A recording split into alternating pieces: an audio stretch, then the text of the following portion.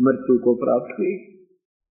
परमात्मा कहते हैं साचकों को मानता को नहीं और झूठ में कह सकता नहीं, और सत्य को ये मानते नहीं, इस झूठ को स्वीकार किए बैठे।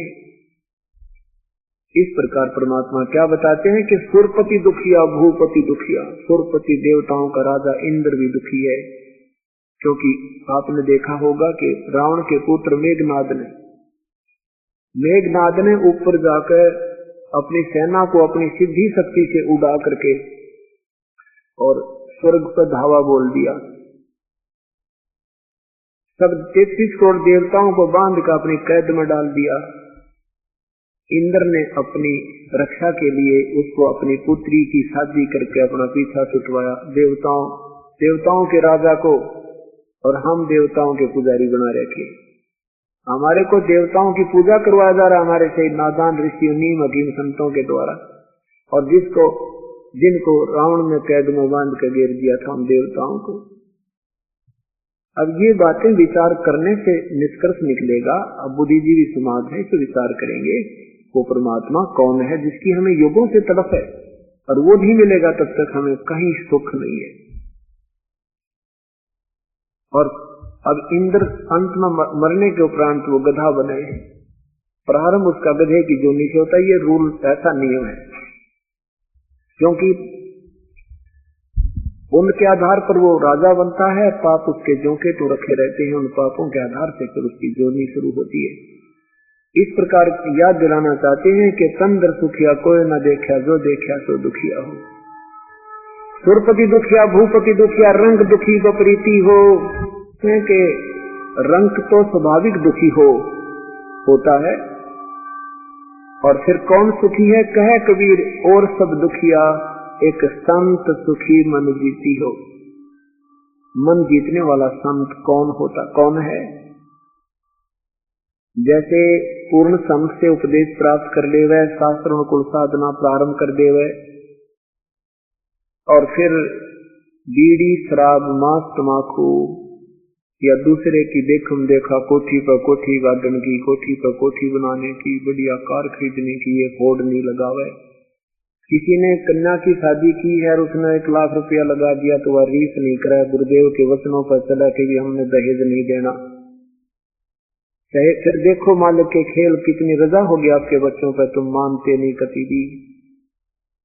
आप बिल्कुल फैसला कर लो कि हम लड़की का ब्याह वहां करेंगे जो बिल्कुल 1 नया पैसा नहीं मांगे, और देख जहां बच्चे का संयोग है उसमें तोड़ कौन देगा। इस प्रकार हम आधे से ज्यादा दुख तो अपने आप इकट्ठा कर रहे हैं। देखम देखा इतना खर्चा करने लगे, लड़के की शादी तो लाखों रुपए लगा देते हैं, लड़की के खर्चे आज ने कितना कर्जा करते हैं। फिर गरीब व्यक्ति देखम देखा उसने करना पड़ता है, मेरी बेटी कहीं आत्मा दुख ना पावे, इसलिए उसने भी समस्या मोल लेनी पड़ती है। फिर वो कर्जा दुखी करता है बेचारा, सारा जीवन कष्ट में हो जाता है। ये नरक बना दिया हमने सुखमय जीवन को। तो परमात्मा कहते हैं मन चाहता है गुटी लगा दूं, मन चाहता है बकरे खा लूं, मन चाहता है ताश खेल लूं, सिनेमा देख लूं, और सत्संग में आने से आनाकानी करता है। इसको मन जीतना कहते हैं। सतगुरु के वचनों पर चले और बुराई त्याग के अपना सौ काम त्याग कर प्रभु के चरणों में आ जाए, इससे जीवन सफल होगा। और परमात्मा ने जो दिया है जैसा भी उसमें प्रसन्न रहे। राज्य क्रमता राम की रजय धरे, जो शीश दास गरीब दरस पर इस बैठे जगदीश। जिसमें आप परमात्मा के चरणों में आ जाओगे उसमें ये परमेश्वर का काम है आपको कैसे सेट करना है। सतगुरु के चरणों में आकर के क्या मांगना चाहिए? क्या मांगना चाहिए? साईं इतना दीजिए जिसमें कुटुंब समावे, हम भी भूखे न रहे, अतिथि न भूखो जावे। इससे ज्यादा नहीं मांगना चाहिए। हम प्रतिदिन देखते हैं कि ऐसे ऐसे बड़े पूरे परिवार को त्याग कर पूरे के पूरे साजबाज में छोड़कर जीव चला जाता है। अभी पीछे अमेरिका में एक भूकंप आने की संभावना थी। वो साइक्लोन आया, एक समुद्री तूफान आ रहा था। पूर्व सूचना पाकर के वो 10-10 मंजिल की कोठियों को छोड़कर पीठ खींच दी, छोड़ कर भाग गए बुरी बुराइयों को जान बचाने के लिए। परमात्मा कहते हैं ये तो जीवित रिहर्सल देखो, और जब आपकी मृत्यु हो जाएगी ये यही रह जाएंगे। आपको बताया था कि एक बार इधर गुजरात में भूकंप आया था और 4-4 मंजिल की कोठियां वही सारी की सारी जमीन में चली गई थी। लाखों व्यक्ति 1 सेकंड 5 मिनट के अंदर लाखों व्यक्ति खत्म हो गए थे। उनको स्वप्न में भी ना सोचा था कि हम अभी ऐसे हमारे साथ बीत जाएगी। उससे पूर्व ऐसे जोड़ जोड़ कर कोठी पर कोठी बनाने की और बैंक में संग्रह करने की होड़ लगा रखी थी। इसलिए परमात्मा याद दिलाते हैं कि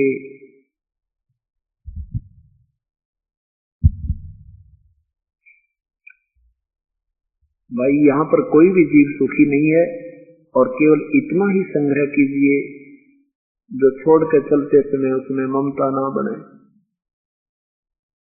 अब परमात्मा क्या बताते हैं कि साईं इतना दीजिए जिसमें कुटुंब समावे, हम भी भूखे ना रहे, अतिथि न भूखा जावे। अब हम सुनते अधिक हैं, खूब श्रद्धा भी है आप लोगों की, पर उस पर तो परमात्मा हमें जिस रंग में रंगना चाहते हैं हम इतना रंगे नहीं जा रहे।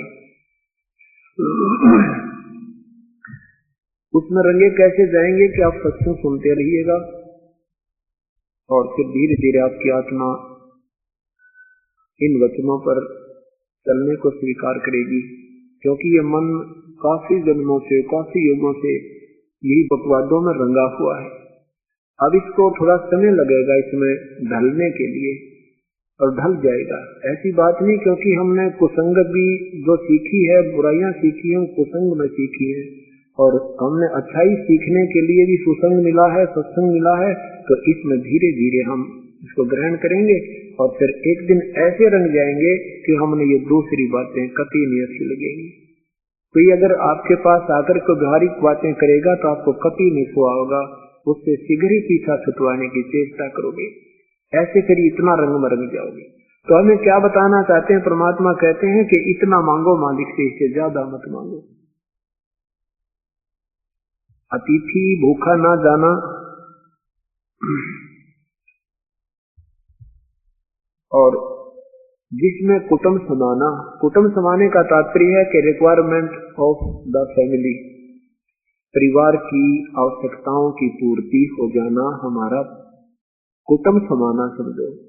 और अतिथि भूखा ना जावे। एक आपको कथा सुनाते हैं परमेश्वर की। पुण्यात्माओं, ये अमृत वाणी है, ये अमर कथाएं हैं, ये सत्यनारायण कथा है जो आपको अब सुनाई जा रही है। अभी तक हम जो सत्यनारायण कथा सुनते थे वो कहते थे सत्यनारायण कथा, पर वो भगवान, वो सत्यनारायण कथा नहीं थी, वो नासवान भगवानों की कथाएं थी। श्री विष्णु जी को वो सत्यनारायण कहकर कथा सुनाया करते थे, और श्री विष्णु जी कहते हम तो नासवान हैं, हम सत्यनारायण नहीं है। सत्यनारायण माने अविनाशी प्रभु, सत साहेब। सत साहेब कहो, सत्यनारायण कहो, नारायण कहो, साहेब कहो, राम कहो, अल्लाह कहो, खुदा कहो, चाहे गॉड कहो। और सत्य माने अविनाशी, नारायण माने प्रभु। हम सत साहेब कहते हैं। अब हमें सत्य साहेब मिला है और सत्यनारायण कथा अब प्रारंभ हुई है। अब जितनी बार भी इन कथाओं को सुनोगे आपको उतनी सी बार ये खुराक मिलेगी आत्मा को, आपका पुण्य बढ़ेगा, क्योंकि कथाओं के सुनने से भी लाभ होता है। कथाओं के सुनने से भी लाभ होता है। अब एक आधी बार हम कहते हैं कि इन कथाओं से कोई लाभ नहीं है, गीता जी के पाठ से कोई लाभ नहीं है, ये व्यर्थ जीवन बर्बाद करने वाली बात है। अब उस समय जब हम ऐसा बोलते हैं, हमारा दृष्टिकोण कहने का कुछ और होता है, लेकिन ये पाठ और कथाएं बिल्कुल व्यर्थ नहीं है। ये एक यज्ञ होता है, एक ज्ञान यज्ञ होता है, एक धर्म यज्ञ होता है, एक हवन यज्ञ होता है, एक परिणाम यज्ञ होता है, एक ध्यान यज्ञ होता है। हमने ये पांचों यज्ञ करनी पड़ती है, करनी चाहिए। जैसे खेत में बीज दिया, उसमें खाद पानी नहीं डाला, बीज तो ये नाम है और खाद पानी समझो ये यज्ञ है। तो खाद पानी डालने का तभी फायदा है, तभी लाभ है जिस समय हम बीज चुके हों। और बीज बीजा नहीं और खाद पानी डालते रहे तो वो वस्तु नहीं बनेगी और झाड़ दंखाड़ कोई और उपलब्धि हो सकती है, वो आवश्यक नहीं। एक दृष्टिकोण से हम कहते हैं व्यर्थ है जो गीता आदि का पाठ करते हो या कथा सुनते हो, ये व्यर्थ है। और एक तरफ से कहते हैं कि ये लाभदायक है, ऐसे ये लाभदायक है और ऐसे हानिकारक है। अब जैसे ये कथाएं सुनाई जाती थी, ये कैसे प्रारंभ हुई कथाएं सुनाना? ये कथाएं सुनाना प्रारंभ यूं हुई कि इनसे लाभ होता था, और जैसे फिर इन अनजान लोगों ने ये कथा सुनानी कर दी शुरू, और वो वास्तविक विधि वो मंत्र इनके पास था नहीं। मीठी मीठी बात बना के बढ़िया बढ़िया कथा सुना के कभी रोवे कभी गावे कथा सुनावे, आत्मा में तो अपने परमात्मा की वाणी अच्छी लगेगी। तो इस करके उन लोगों की प्रभुता बन गई, बहुत बढ़िया सुरीली आवाज से गाता है, क्या बात की, ऐसी कथा वाचक हमने देखा ही नहीं, उसके नंबर बन गए और वो हिट हो गया और दुनिया उससे कथाएं कराने लगी और कोई आत्मा अपना जीवन व्यर्थ करने लगी। अब जैसे ये नीम हकीम का काम है, आपको भयंकर बीमारी है और ग्लूकोज चढ़ा दी डॉक्टर ने, ट्रीटमेंट किया कोई ना, दवाई दी नहीं, ग्लूकोज ठोकेगा, वो कितनी देर चलेगी?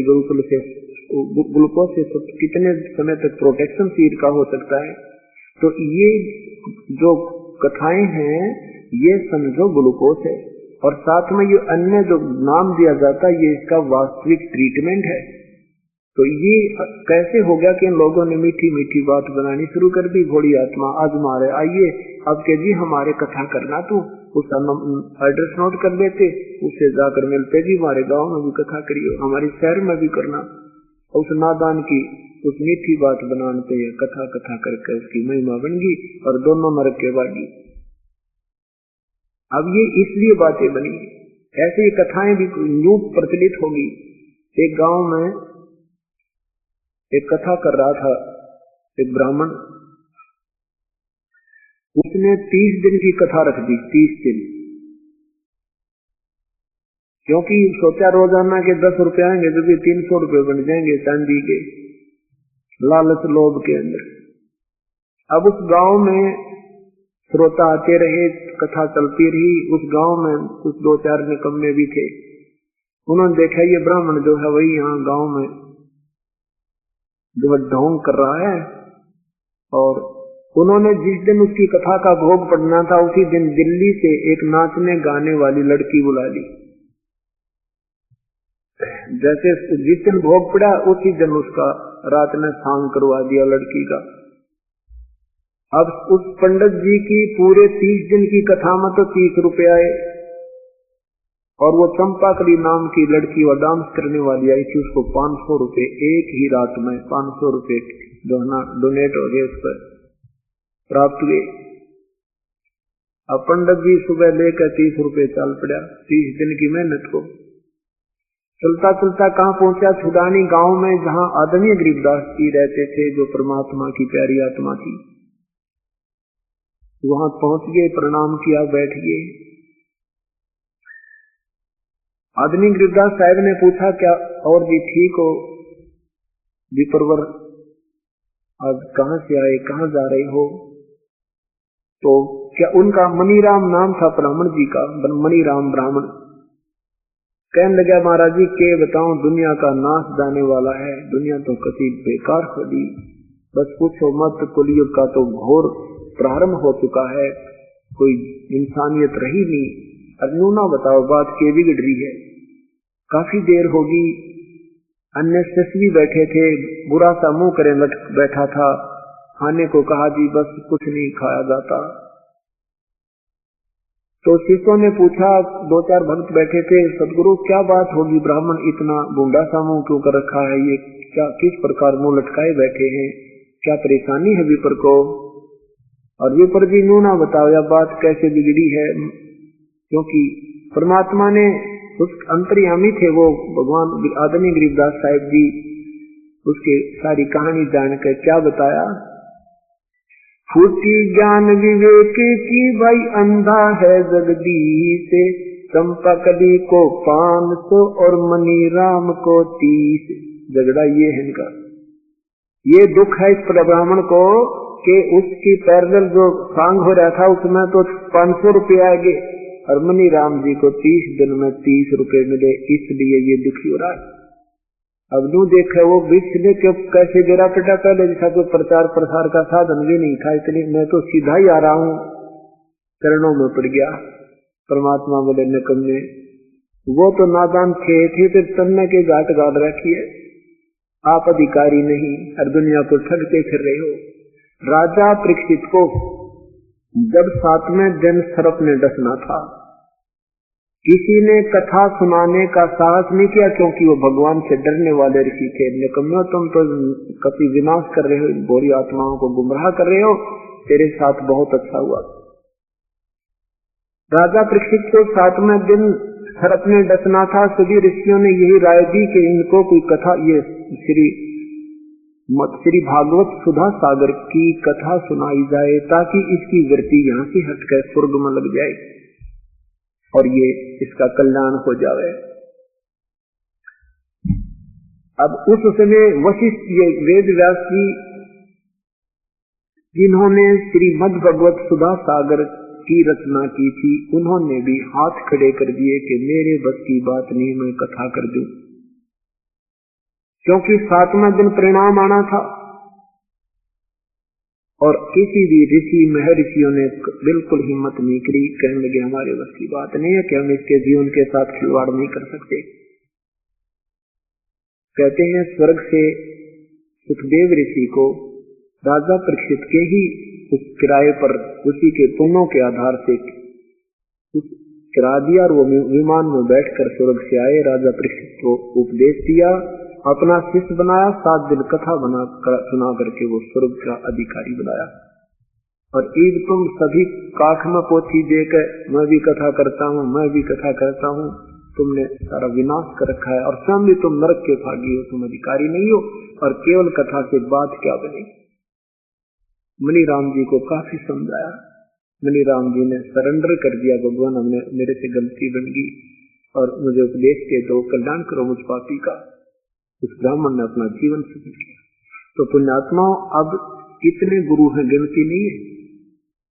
क्या उस समय पृथ्वी पर ऋषियों और गुरुओं की त्रुटि आ गई थी? हाँ, आ गई थी, क्योंकि श्री कृष्ण जी जो थे वहां उस समय श्री कृष्ण जी जो है अधिकारी महापुरुष थे नाम देने के, और उसे उनके गुरुदेव थे दुर्वासा जी।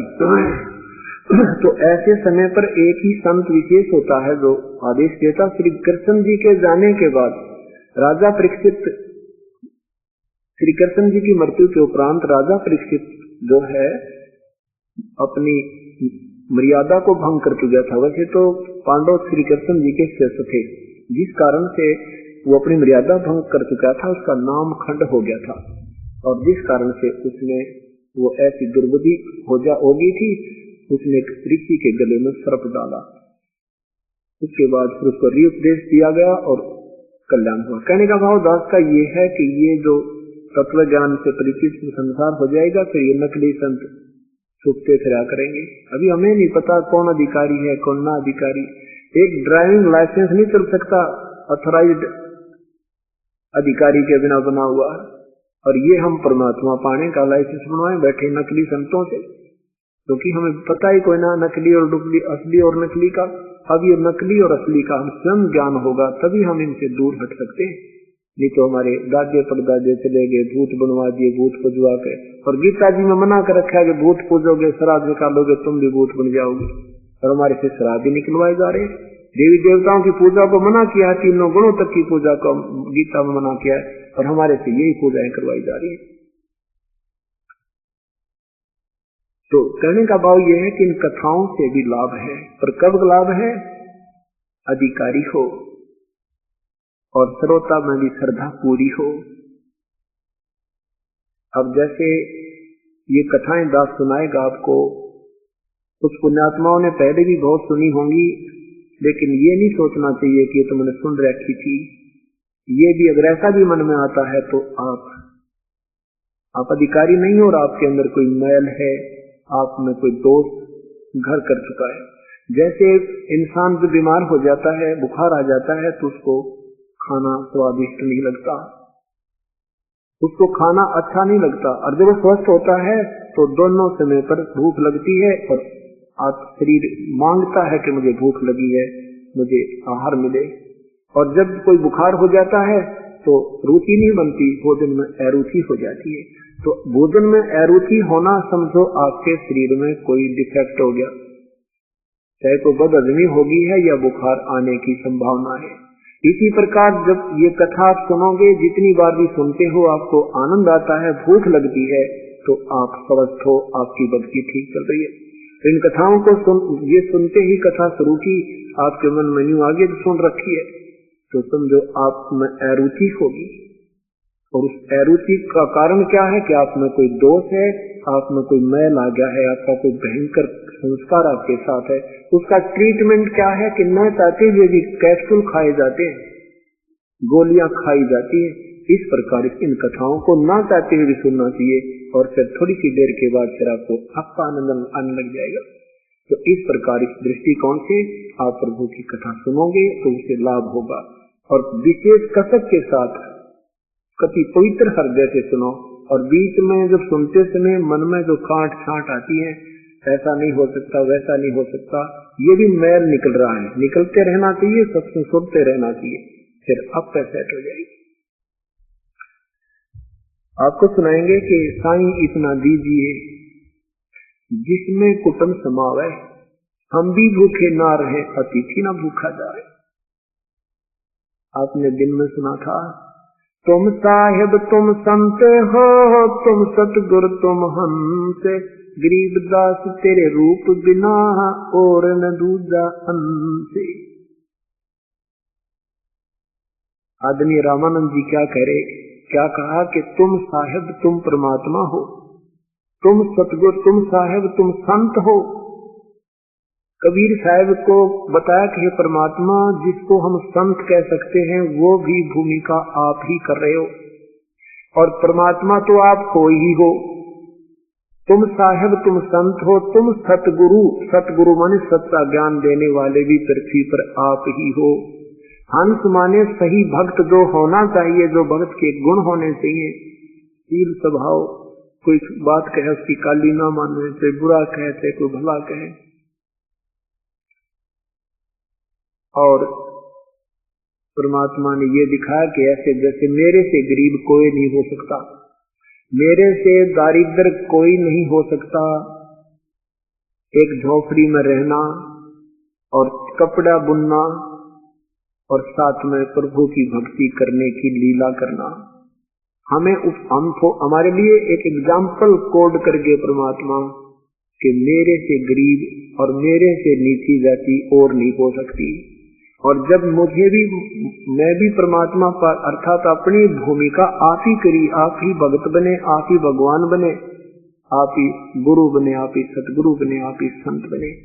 तो कहते हैं कि ये मत सोचना कि कोई ज्यादा ही धनी ही पार होगा या कोई ऊंची जाति वाला ही मुक्ति प्राप्त कर सकता है, या कोई जंगल में चले गए साधु ब्रह्मचारी रहकर वही पार होते हैं। ये सब भ्रमणा भटकना मिटाकर हमें एक निर्णायक रास्ता देंगे परमात्मा, एक बिल्कुल सीधी लाइन बता दे। परमात्मा कपड़ा बुनते थे, 2, 4, 10 दिन में जितना भी कपड़ा बुना जाता था उसको सेल कर देते थे। अपने परिवार पोषण के लिए मुंह बोले 2 बेटे थे, मुंह बोले माता पिता थे। उन दोनों उस परिवार के लिए जितना आहार की आवश्यकता थी उतना पैसा रख लेते थे, बाकी भंडारा साथ कर देते थे, कोई संग्रह संचन नहीं करते थे। आप सत्कर मानना, आपने यहाँ से निकलना है तो इन बातों को ऊपर अमल भी करना होगा, इन पद चिन्हों पर आपने कदम रखने होंगे, आपने इस माया से उल्टा हटना होगा। एक बार तो आप आओगे माया मांगन मेरे यहाँ भगवान के दरबार में, और कुछ दिनों में आपको इतना माया दे देगा, फिर ये ज्ञान आपको होगा, फिर आपसे माया रखी नहीं जाएगी, फिर आप ऐसे करोगे। और परमात्मा ने भी बताया है, नौका में पानी बढ़े, नौका में पानी बढ़े और घर में बढ़ जा दाम, दोनों हाथ उलझियो यही सियाणों काम। अगर नौका में समुद्र में दरिया में जा रहे हो और पानी अगर आने लग जा तो उसमें कोई सुराख हो गया है, यही समझदारी है कि उसको फटाफट बाहर डालते रहो, नहीं तो नौका डूब जाएगी। इसी प्रकार जब घर में धन गणा हो गया तो आपको डबो देगी या माया, जीवन नहीं देगी जीव को। बहुत से प्रमाण हैं, जैसे भगवान ने जिसको निकाला उनसे ये माया का साया दूर किया, और फिर आपको ये परमात्मा अपने हिसाब से देगा। आपका कोई काम नहीं अड़न देगा, कोई भी काम आपका पेंडिंग नहीं रह सकता। मैं गारंटी देता हूँ, अगर इस मालिक पर आश्रित होकर आप सच्चे ढंग से लग जाओ, देखना कैसे कैसे काम करेंगे। एक बहन ने बताया, इतनी गरीब है वो, रोहतक में घर है उसका, इतनी गरीब है वो, उसने मकान बनवाने के लिए एक गरीब वर्ग के लिए सरकार की कोई स्कीम है और वो कुछ मटेरियल दे देते हैं, उस मटेरियल लेकर के उसने सरकार से और वो मकान बनाया। उसके पति ने 12,000 रुपए लोन लिया था बैंक से और 12 वर्ष हो गए थे। अब उस लड़की ने सोचा कि मैं उस अकाउंट करवा लूं, कितना पैसा हो गया, लेन देन में तो है नहीं, परंतु यूं तो देख लो कितने से कभी मालिक दया करे उनके थोड़े थोड़े देना शुरू करूं। तो वो गई बैंक में, उस अकाउंट नंबर से उसने कंप्यूटर से देखा, अपना बैलेंस देखना चाहा तो कंप्यूटर ने नील रिपोर्ट करी कि आपका कोई बैलेंस नहीं। मैं फिर वहां अंदर बैंक में गई, उन कलरकों से कहा, उन्होंने भी फिर उसमें डालकर देखा, कहने लगे बहन जी तेरा कोई बैलेंस नहीं। वो कहने लगी मेरा बैलेंस है, मेरे पैसे हैं, हमने 12 वर्ष हो गए, ये अकाउंट मेरा है। तो वो कहने लगी मैं फिर हमारा उस मैनेजर के पास गई, मैनेजर ने भी वो डालकर देखा कंप्यूटर में, तो उसका भी नील रिपोर्ट आई, और वो फिर भी कह रही है जी मेरे पैसे हैं, मैंने देना है, अभी तो दे नहीं सकती, मैं अपना हिसाब चाहती हूँ। कहते मुझे बाहर निकाल दिया कि तू सिर में दर्द मत कर, बहन तेरा कोई पैसा ही नहीं है, और ये रिपोर्ट भी हमारे पास उन्होंने लिख कर दे दिया तेरा कोई बैलेंस नहीं। वह रो रही और बता रही, आंखों से आंसू नहीं सूख रहे उस बहन के। बैंक का भी पूरा कर दिया परमात्मा ने और उस व्यक्ति का भी दुख दूर कर दिया। फिर कहती है कि मीटर लगवा लिया और बिजली का बिल भरने का ब्योंत नहीं, कोई इनकम सोर्स नहीं, मजदूरी करती हूँ। देखा कि बिल आएगा, पैसा भरने को है नहीं, मीटर पाटेगा। तो उसने क्या देखा, बिल आया तो उसमें लिखा था कि 700 कुछ रुपए गवर्नमेंट की तरफ दे रहे हैं, इस महीने का 2 महीने का बिल भरकर और 700 कुछ रुपए एडवांस गवर्नमेंट में तेरे जमा है, और तो नहीं जमा कराने का जरूरत नहीं, अभी मीटर लगवाया था 2-3-4 महीने पहले। अब पुण्यात्माओं, इसको भगवान कहते हैं। परमात्मा ऐसे काम किया करता है। गन्ना भगत ने कहा कर बोई थी अर्जवार बन गई, पर आज के कर्महीन और ज्ञानहीन संत नहीं मानते इस बात को, कहते गप्पे मार रहे थे। नरसिंह जी की हुंडी ले ली, झाली परमात्मा ने वो बैंक ड्राफ्ट कैश कर दिया था, 500 रुपए दे दिया के। ये झूठ नहीं है, लेकिन झूठे हम उन्होंने बना दिए जिन्होंने परमात्मा का विधिवत साधना हमें बताई नहीं, ना ज्ञान दिया और ना उस परमेश्वर से हमारा लिंक हो पाया जो ऐसे काम करता है। अब हमें ये याद दिलाना चाहते हैं प्रभु कि तुम मुझ पर विश्वास करना सीखो, तुम अविश्वास कर चुके हो, और जब तक मुझ पर विश्वास नहीं करोगे तो मैं मदद नहीं कर पाऊंगा, क्योंकि तुम उस योग्य नहीं हो सकते। कहे कबीर सुनो भी साधो मैं तो हूँ विश्वास में, पहले तो काल में ये रोग काटा। ये हमारे साथ एक बहुत बड़ा धोखा किया कि कबीर साहब को भगवान मान कर राजिए को नहीं, ऐसी सतीथि पैदा कर रखी है कि कोई लोग है कबीर परमात्मा है, 3 बार तो हंसेगा सुनने वाला और कहेगा आपकी भी अकल कहाँ गई, वो तो एक साधारण सा भगत था, धानक था, दुल्हा था, गरीब आदमी था। वो भगवान, उसके भगवान तो श्री राम थे, श्री कृष्ण थे। अब श्री राम और श्री कृष्ण भगवान क्यों माने हमने?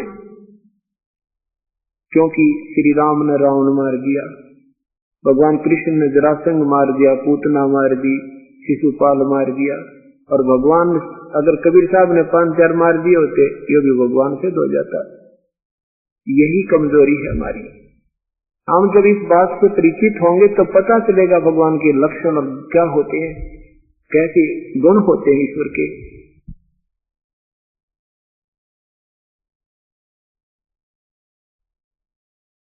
पूर्ण है और इनके जब गुणों से हम परिचित होंगे तभी हम इसके गुणगान किया करेंगे। अब लगभग 4 लाख संगत होने वाली है परमेश्वर की, और इसमें एक एक हमसे मिलकर देखो जो 3-4 वर्ष हो गए इस सतगुरु के चरणों में आए, उनकी आंखों से आंसू नहीं सूखते। वो एक बताने लग जाएगा ना, आपके कान बहरे हो जाएंगे उससे कि रामायण शुरू ना खत्म ना हुआ। इतने सुख परमात्मा ने दे रखे, लेकिन फिर भी हम कच्चे पक्के ही चल रहे हैं। जब बिल्कुल दृढ़ होकर चलेंगे फिर ऐसी अनहोनी करेंगे जो अभी आपको सुनाया। तो अब आपको सुनाते हैं कि साईं इतना दीजिए जिसमें कुटुंब समावे, हम भी भूखे ना रहे, अतिथि ना भूखा जाए। तो वो बहन जो अभी आपको बता रहे थे, उसने कहा जी मैं अपनी पड़ोसन से कहा करती हूँ, और भी उसके साथ 1-2 ऐसी घटना हुई थी। तो वो कहने लगी मैंने एक बार ऐसे कुछ पैसे थे वो मेरे पास, मेरे किराया भी नहीं था शर्माने के लिए, और मेरे घर में 500 रुपए जरा उस पर रखे पाए सेल्फ के ऊपर और अखबार के नीचे, और 500 रुपए तो मैं स्वप्न में भी नहीं सोचती हमारे घर में कभी इकट्ठे हुए हो। और मैं पड़ोसियों को बताया तो कहती तो तुम, अब पहले मैंने बताया तो वो टालगी काना पर के, अब मैंने बताया कि बैंक में मेरा बैलेंस मिल पाया, और ऐसे ये उसके सामने वो जो उसका बिजली का बिल दिखाया, तो नो कहती है तुम तो न्यू बकवाद कराया करो, तुमने तो सारी समय झूठ बोलने का ठेका ले रखा है, तुम तो हर समय ऐसी ऊट पटांग बातें करते हो, ये कभी हो सकता है। और वो भी ठीक कहती है क्योंकि उन्होंने अभी आम खाया नहीं है। हमने आम मिल गया, हम खा रहे हैं, हम कहते हैं आम मीठा है, वो कहते हैं आम मीठा होता ही नहीं। कमाल की बात है। तो ये अतिथि है। तो यहाँ परमात्मा बताते हैं अपनी महिमा, आप ही सुनाते हैं कैसे। परमेश्वर पूर्ण ब्रह्म कबीर साहब तत्व ज्ञान सुनाया करते थे।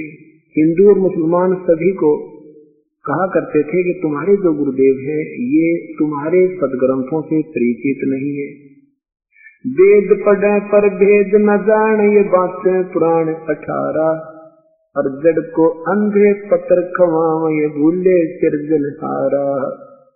ये वेद जरूर पढ़ते हैं पर इस वेदों के भेद को ये जानते नहीं, और मूर्ति पूजा पर तुम्हें आधारित कर दिया। क्या वेद और गीता जी में लिखा है मूर्ति पूजा करने का या श्राद्ध निकालने का? हिंदुओं को समझाते थे और मुसलमानों को समझाते थे, नहीं है दारमदारा वहाँ तो नहीं है दारमदारा, नहीं है दारम, नहीं है दारमदारा, नहीं है दारमदारा वहाँ तो, नहीं है दारमदारा वहाँ तो, नहीं है दारमदार। उस दरगाह में धर्म राय है, उस दरगाह में लेखा लेगा सारा, वहाँ तो नहीं है दारमदारा, नहीं है दारम।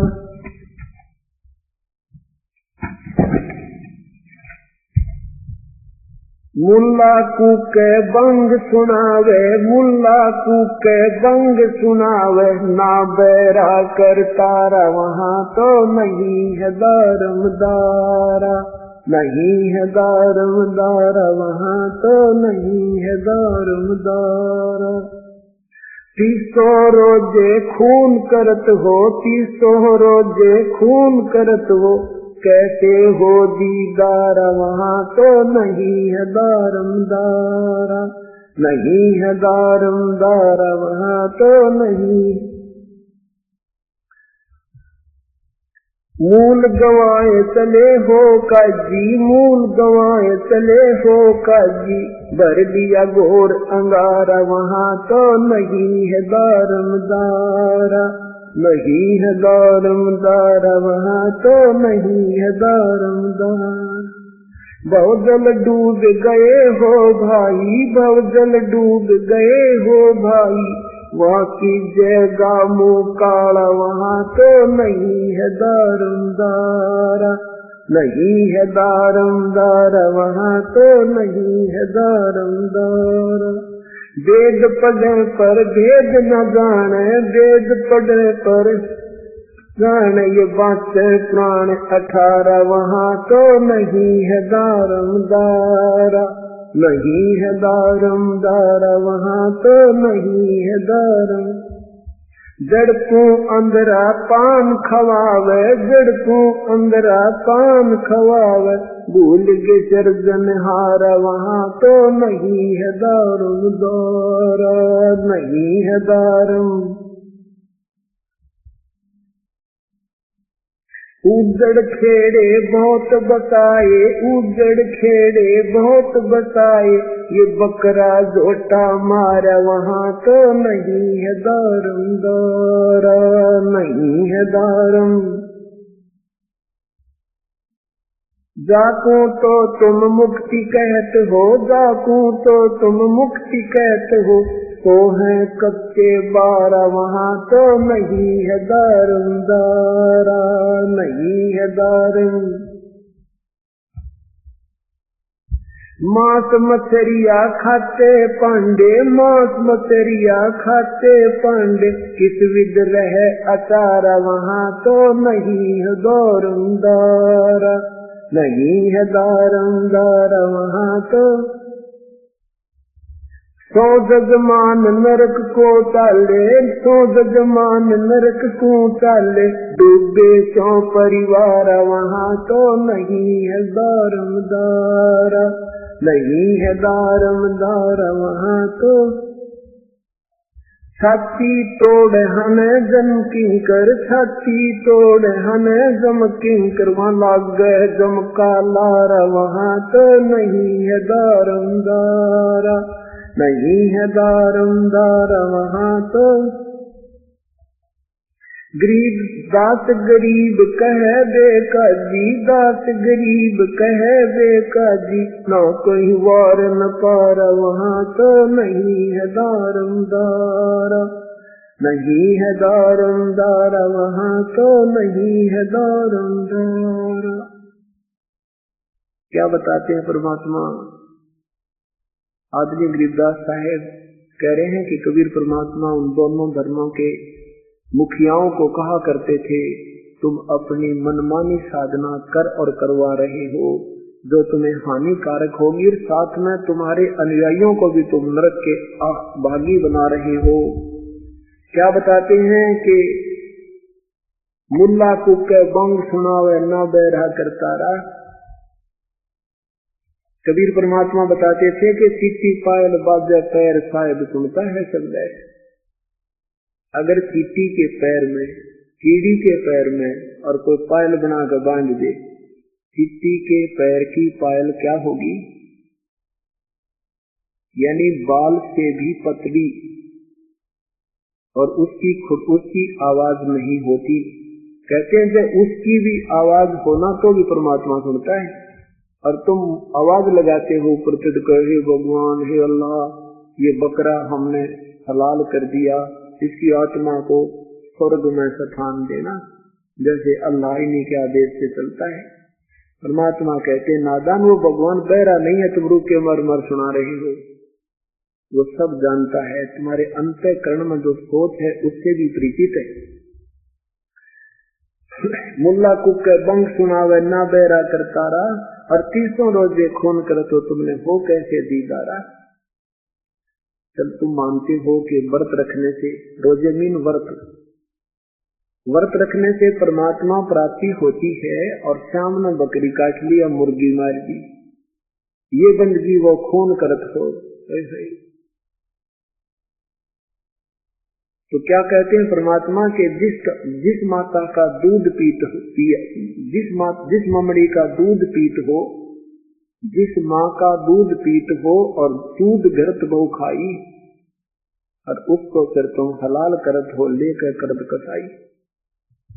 जिस गाय माता का तुम दूध पीते हो, और घी खाते हो, और फिर उसी को जिसका हम दूध पीते वो माँ की तुल्य हुई, और फिर उसी माँ को तुम काट कर मांस खाते हो और तुम भक्ति की रीस भी कर रहे हो। इस तरह के खरे खरे वचन सच कहा करते थे, और काजी और मुल्ला नाराज हो गए भगवान पे। उधर से हिंदुओं के जो ये मार्गदर्शक ब्राह्मण पांडवों को कहते हैं परमात्मा कि वेद पढ़े और भेद न जाने, और तुम पढ़ो पुराण 18, और फिर भी तुम्हें जड़ पूजाओं पर नादान साधनाओं के ऊपर लगा रखा है, तुम्हें हानि होगी। और तुम एक तरफ तो अपने मांझ धोकर रहते हो, 3-3 बार स्नान करते हो, किसी का कपड़ा भी लग जाए छोटी जाति वाले का उसको उतार कर धोते हो, और मच्छी खाते हो, तो फिर तुम्हारा ये आचार यानी तुम्हारा ये शुद्धता कैसे रही? अब पहले हम भी ये सोचा करते थे ये ब्राह्मण तो बड़े अच्छे आदमी थे, ये कि मांस मिट्टी खाते होंगे, ये सबसे नहीं खाया करते। ये बुराई काज कैसे चली? ब्राह्मण मतलब आम व्यक्ति ब्राह्मण नहीं कहला, वो पांडा नहीं था, वो तो जो मार्गदर्शक बने हुए थे वो ठेकेदार बन जाते हैं कुछ ग्रुप के। अब जैसे कई जगह देखा होगा कि वहां तो शराब चढ़ती है, कहीं पर कहते हैं देवी बकरा मांगती है, वह ना तो वहां देवी बकरा मांगती ना वहां कोई शराब मांगता। वो जो वहां पुजारी था ना वो भूत बन गया और वो वहां धक्के खाता फिर है। वो किसी दूसरे पुजारी मुड़कर बोला एक बोतल चढ़ेगी जब तुम्हारा पीछा छूटेगा। अब डर से वो बोतल चढ़ा दे, डर से बकरा कटवा दे, वो पांडे फिर खावे उनके शराब पियो, फिर दूसरे पुजारी वो भूत उन नंबर कर पीवे खाओ फिर। तो इस प्रकार ये बुराई बनेगी। इसलिए परमात्मा कहते हैं जिस नगरी साधु, जिस मंडल साधु नहीं, और नदी नहीं गुंजारे, तज हंसा वो देसड़ा, वहाँ काल की मोटी मार। जहाँ परम संत नहीं होते उन सब में भूत बोले और सबको गुमराह किए पड़े हैं। अब एक पुस्तक बनाई है परमेश्वर का सार संदेश, जो आपने पहले दी थी, उसमें तो एक सीमित सा ज्ञान था। अब इसको नए सिरे से अब बनाया है, इसको पढ़ कर देखना, आपको बिल्कुल न्यारा निर्णय पता चलेगा, प्रमाणों के साथ उसके अंदर है। और जैसे हजरत मोहम्मद जी, हजरत ईसा जी की पूरी लीलाएं उन्हीं के शास्त्रों से उसमें नोट किया गया है। उनमें देखना इन भूतों ने क्या हाल कर रखा उनका।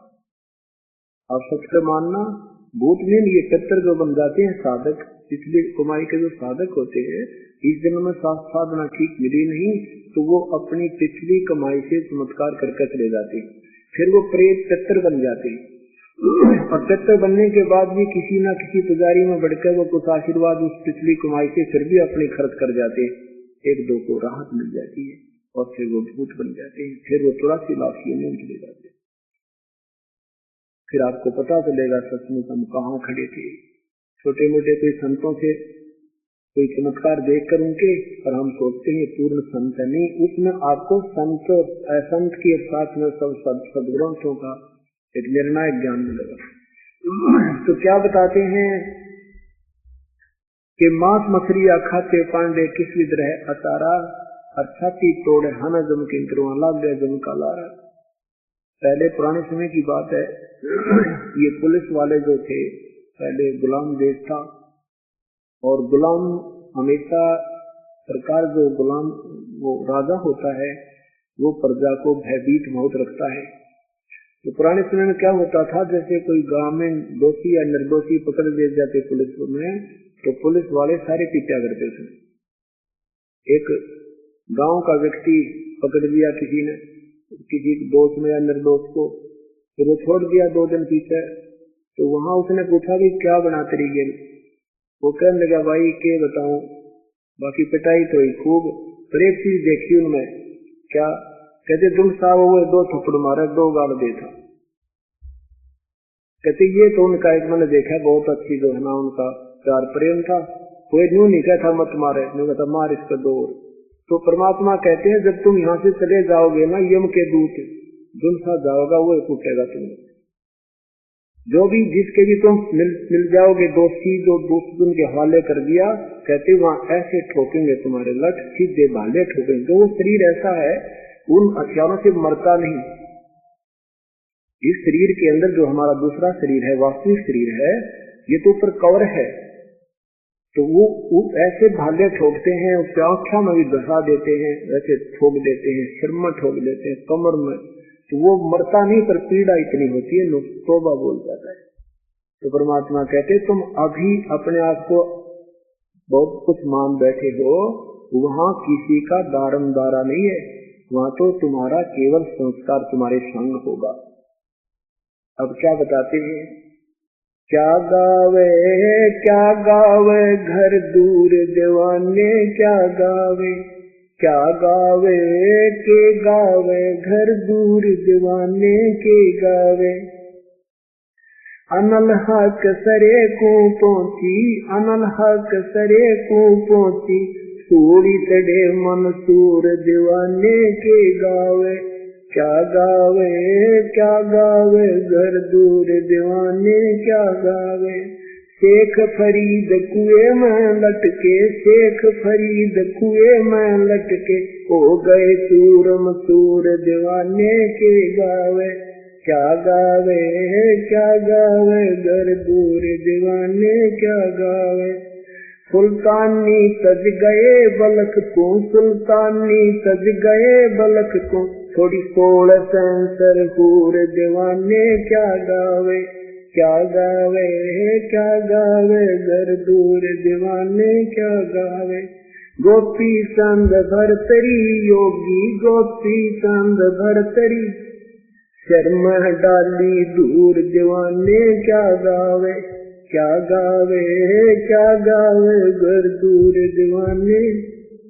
दादू दास सदा मत वाले, दादू दास सदा मत वाले, जन्मल नूर दीवाने क्या गावे। क्या गावे घर दूर दीवाने। जन रे दास कबीर कमाला, जन रे दास कबीर कमाला, सन्मुख मिले हजूर दीवाने क्या गावे। क्या गावे दोनों दिन मुक्ति को चावे, दोनों दिन मुक्ति को चावे, खाव गऊ और सूर दीवाने के गावे। क्या गावे घर दूर दीवाने क्या गावे। दास गरीब उधार नहीं है, दास गरीब उधार नहीं, या सौदा पूरम पूर दीवाने क्या गावे। क्या गावे घर दूर दीवाने क्या गावे।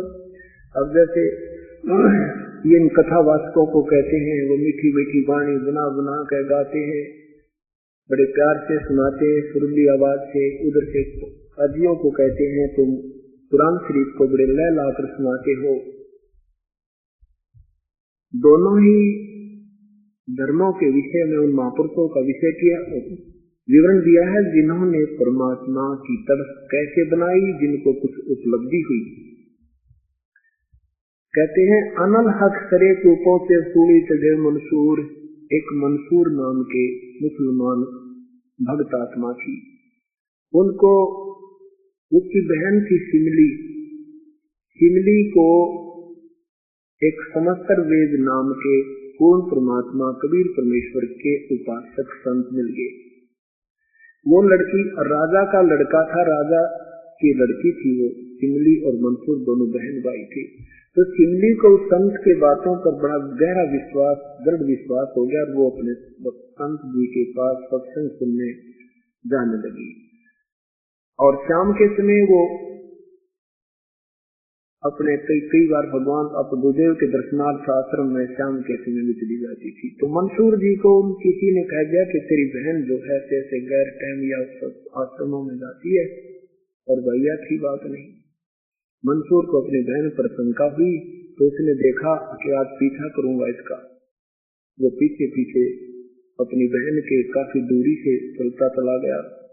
लड़की वहां पहुंची, गुरुदेव को दंडवत प्रणाम किया, और उसने ऐसे द्वार की बनी हुई थी, द्वार के अंदर से सुराख थे, उनमें से ध्यान से देख रहा गतिविधि को।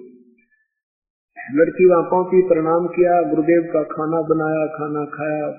खाना खा के लड़की गुरुदेव के पैर दबाने लगी। फिर ऐसे गुरुदेव ने ऐसे हाथ किया, आसमान से 2 प्याले आए, एक लड़की को दे दिया, एक स्वयं ग्रहण कर लिया, ले बेटा एक तू पी ले। अब लड़की की उस थोड़ा सा पिया था, लड़की की दूरदृष्टि काम करने लगी। उसने देखा कि मेरा भाई जैसे मेरे पीछे आया है और वो खड़ा है। उसने देखा कि हाँ सचमुच वो कुछ शंका लेकर आया है, तो उसने गुरुदेव से कहा कि गुरुदेव एक निकम्मी आत्मा खड़ा है, कहो तो उसको भी थोड़ी सी छींट लगा दूं, शायद उसका उद्धार हो जाए। कहा बेटा आप जिसको दूसरी समझो ये अपना हिस्सा दे सकते।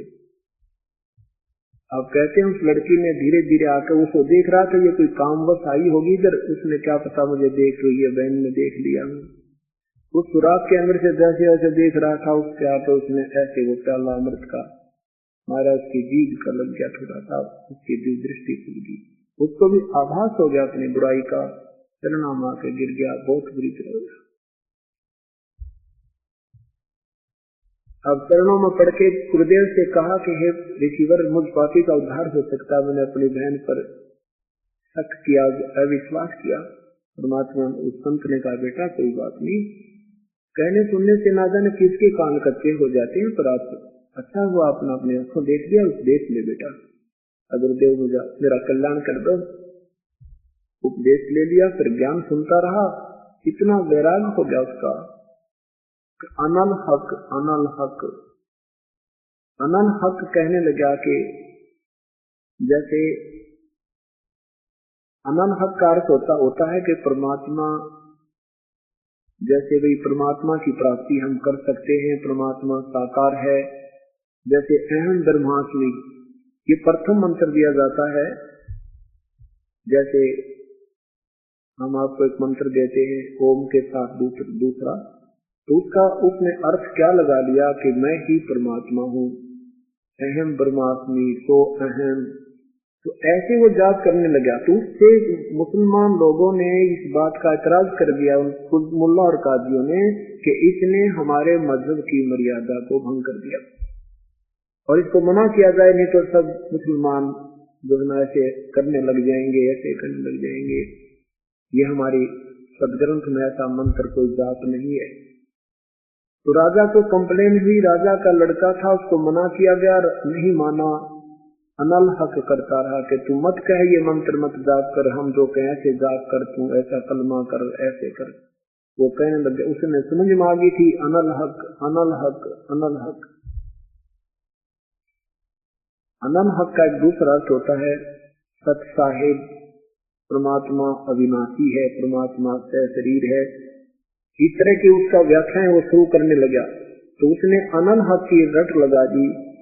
उन्होंने मना किया, काजियों ने भी कहा, मुल्लाओं ने भी कहा, राजा ने भी मना किया बेटा तुम मत कहे, लेकिन नहीं माना। फिर ये मजहब बहुत एक मजहब का जो दायरा है बहुत कलड़ा हो गया, बहुत सख्त हो गया। तो राजा विवश हो गया, राजा अपने बच्चे का बचाव नहीं कर पाया। तो वहां से फतवा तैयार कर दिया कि इसको चौराहे पर खड़ा करके और एक एक पत्थर मारो, इसको एक चौराहे पर उसको बांध दिया गया और पूरे उस नगर के नागरिकों से कहा कि सब एक एक पत्थर मारो इसको, ये अनल हक नहीं छोड़े तब तक इसको मारते रहो, ये मर जाए तो मर जाए। अब क्या हुआ तो उन्होंने कहा कि अनल हक कहना छोड़ दे। मंसूर तो मस्त हो गया था, अनल हक अनल हक, जो गुरुदेव ने हमें मंत्र दिया हम उसी का जाप करेंगे, आपके नहीं मानेंगे। चौराहे पर बांध दिया, सब पत्थर मारने चल पड़े, लाइन लग गई, सब जाओ एक एक पत्थर मारो, लहू लुहान कर दिया। और वो हंस रहा है, वो कह रहा अनल हक अनल हक। उधर से सिमली उसकी बहन उसी गुरु की शिष्या थी। अब उसका भी नंबर आ गया, क्योंकि लोक लाज के कारण उसने भी आना पड़ा। अब उसने पत्थर नहीं उठाया, उसने एक फूल तोड़ दिया। अब पत्थर नहीं मारूंगी, ये भक्त है। अब जो ही उसने निकट आई और उसकी नजर मिली अपनी बहन की तरफ, तो उसने बहन ने उसका फूल मार दिया। तो मंसूर जी रोने लगे। अब सिमली कहने लगी, रे भाई, लोगों ने तुझे पत्थर मारा, तू हंस रहा था, तू रोया नहीं, और मेरे फूल से भी रोने लग गया। मंसूर ने कहा, सिमली, मैं तेरे फूल से रोने इसलिए लग गया कि ये तो नादान व्यक्ति थे, इनको पता नहीं था मैं किस मर्द में दुखी हूँ, और निकम्मी तुझे तो पता था मैं किस दर्द में दुखी हूँ, और तेरा हाथ कैसे उठ गया मेरी तरफ। तू भक्त नहीं, तू निकम्मी बहन है, तो कैसे नहीं उस गुरुदेव की तू भक्त नहीं है। मैं इसलिए रो रहा हूँ कि तेरा हाथ मेरी तरफ नहीं होना चाहिए था जब तू भगत थी गुरुदेव की। अब उसने अनल हक कहना नहीं छोड़ा, तो कहते हैं आदेश कर दिया मुल्ला काजियों ने कि इसका हाथ काट दो।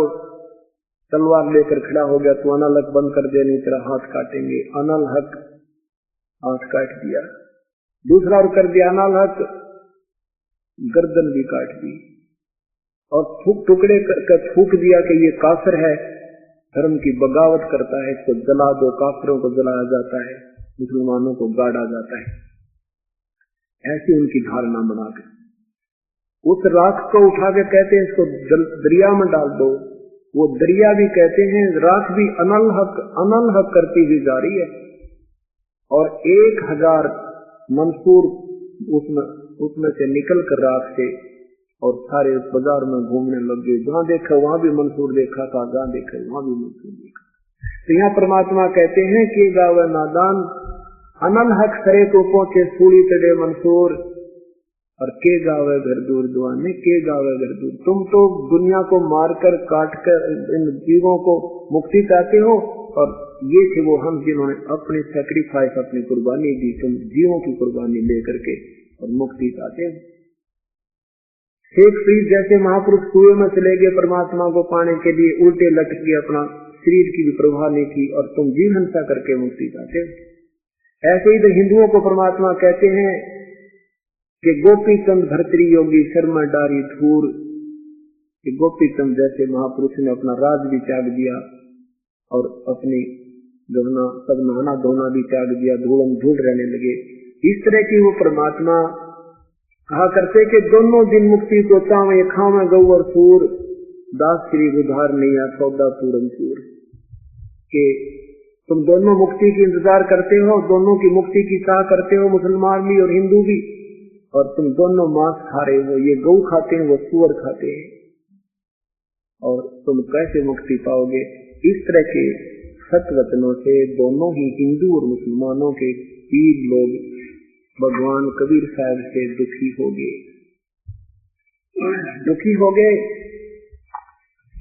तो उन्होंने बहुत यातनाएं परमात्मा को दी, वो किसी प्रकार से भी उनके काबू नहीं आई।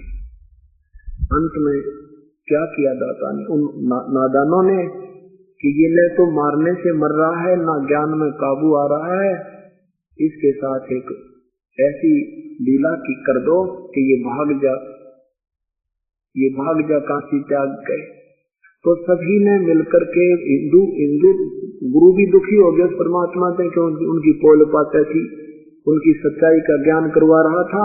वो तो उस समय थोड़े से हमारे जो समाज शिक्षित नहीं था, नहीं तो ये डूंडा पहले पाठ लेता। अब तो हम बिल्कुल साफ हुआ मिलता अपने को, जो अब अंधेरा इतना कर दिया इन नादानों ने, अब तक तो साफ हो जाता। परमात्मा ने अब फिर शुरू की है वही कहानी इस दास के माध्यम से, और अभी अब संघर्ष करते हैं, लेकिन उनकी पार नहीं बसा रही, क्योंकि हम सभी शिक्षित हैं और शास्त्र अपने पास है। इन नादानों की दाल गल नहीं रही, और आज से 50 वर्ष पहले ये कहानी शुरू हो जाती तो कत्लेआम करवा देते। ये ऐसे टाइप के आदमी है, लेकिन अब कुछ नहीं हो सकता। एक तो ये विस्फोट हो गया भगवान की बंसी का। तो क्या किया उन्होंने, राजा सिकंदर लोधी भी कबीर परमात्मा के शिष्य हो गए थे, उनको काफी राहत मिली थी। वो बहुत भयंकर बीमारी से ग्रस्त थे। परमात्मा के कबीर साहब के सिर पे हाथ रखते ही सिकंदर लोधी स्वस्थ हो गया था। और भी काफी ऐसी लीलाएं की थी जो परमात्मा से वो प्रभावित था। और कबीर साहब का वो शिष्य हो गया था, मांस मछली खाना उसने बिल्कुल बंद कर दिया था। अब क्या किया कि उन्होंने एक झूठी चिट्ठी डाल दी कि कबीर साहब भंडारा करेंगे, और वो चिट्ठी लिख दी और सब जगह उसने ये लिख दिया कि उस भंडारे में 3 दिन और 3 रात चलेगा, 3 दिन भंडारा होगा और 2 टाइम भोजन होगा। और सब समय जो भी जिस टाइम भोजन खाएगा उसको 1 असर 5 असरफी और 1 दोहर दी जाएगी।